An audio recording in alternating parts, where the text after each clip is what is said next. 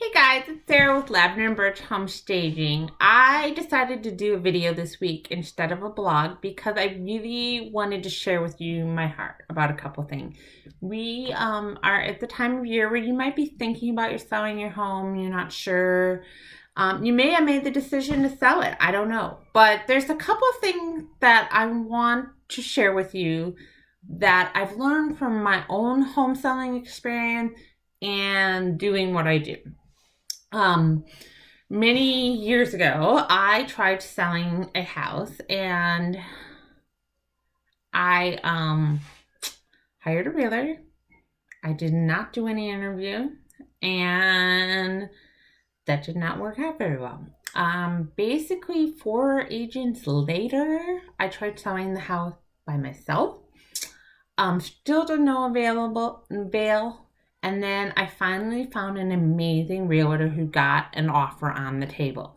And what I learned from that whole experience was it is so important to interview different agents and different realtors and find one that is working for you. Not just, I'm going to list a house, okay? They're working for you. And you get what you pay for. You really, really do.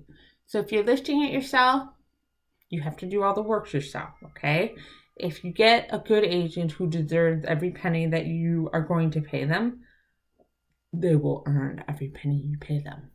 So that's huge.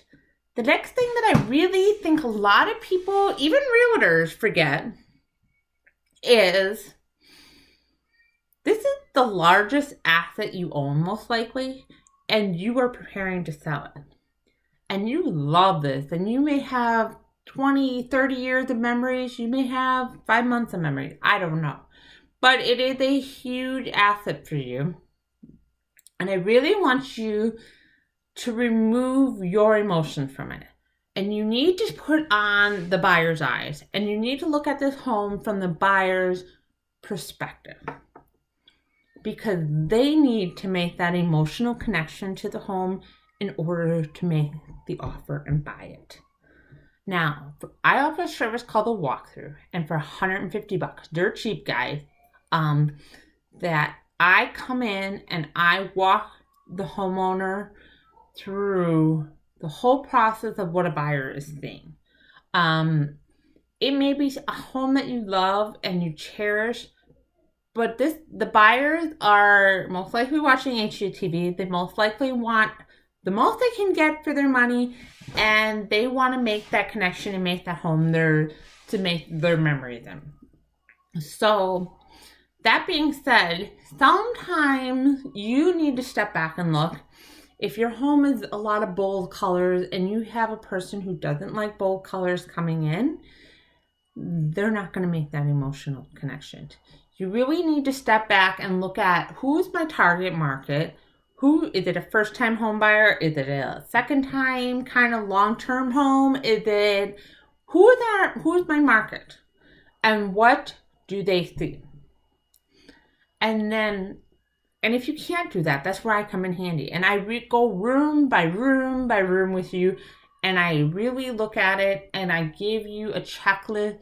And some of it is probably won't cost you a dime. No, it won't cost you a dime. Moving furniture, decluttering. Decluttering is huge.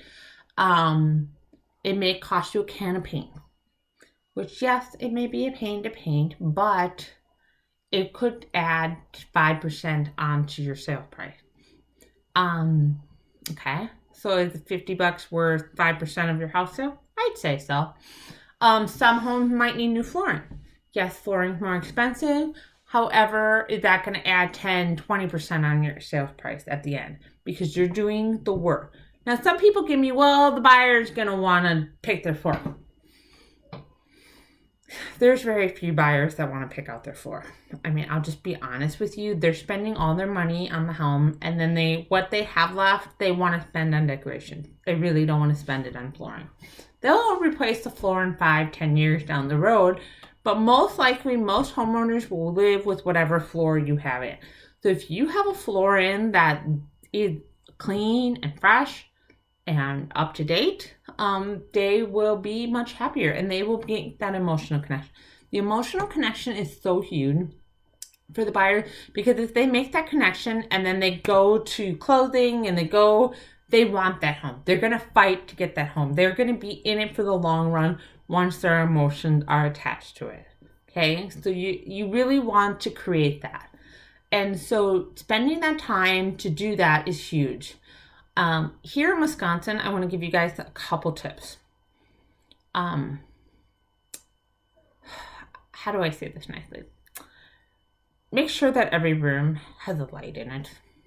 You would think this is simple, but I don't know how many homes I walked into, even brand new homes or homes that have been flipped, and there's no light in the bedroom or in the hallway, or they can't find a light switch. This kills your sale. I'm telling you right now, because they're looking at the home with their flashlight on their phone, and it is a pain in the butt. So make sure you have good lighting throughout your home. Second of all, okay, you might think, well, all right, I'm moving out of state. I'm just going to leave the house empty and it'll all be good because they can just buy the house and put their own stuff in it. Unfortunately, we have a hard time envisioning our stuff in other people's home. So an empty home, this is what a buyer sees. It's cold, because usually the heat is turned down low. Lighting, remember? And they will notice every flaw of that house. So if the paint is imperfect, or the door is weird, or, it just sticks out like a sore thumb because there's nothing else to look at. So it is so important never to leave a home empty. You want to have furniture in there, and you want it cozy and comfortable, so that they go, oh, this is home. This is what I love.